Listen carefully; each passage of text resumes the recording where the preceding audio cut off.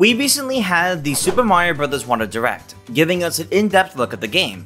We went over all sorts of details big and small, but one thing we're all still wondering is just how long will the game be? How many levels will be in this latest 2D Mario adventure?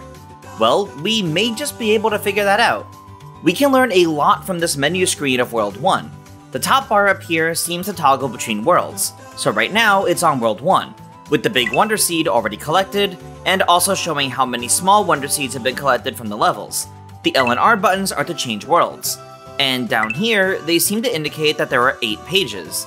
So the 6 worlds, but 7 areas, as Nintendo was referring to, likely doesn't factor in the final world, which is probably Bowser's Castle. But what about special bonus worlds? Well, maybe they aren't displayed here until they're unlocked, if there are any.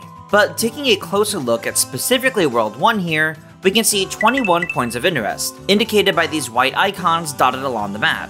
Well, 22 in fact, as we can see Mario is actually standing next to a level. There may be even more, since this map doesn't indicate the warp pipe that we see in another clip.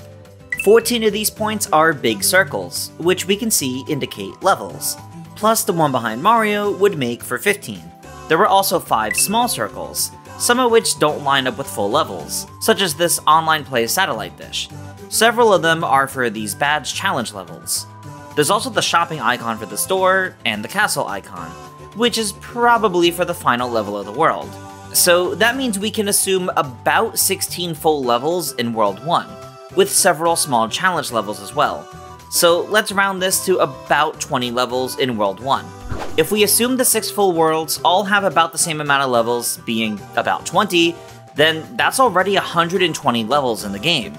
And that's before we even look at the Petal Isles and Bowser's Castle, which means Super Mario Bros. Wonder should have at least 120 levels.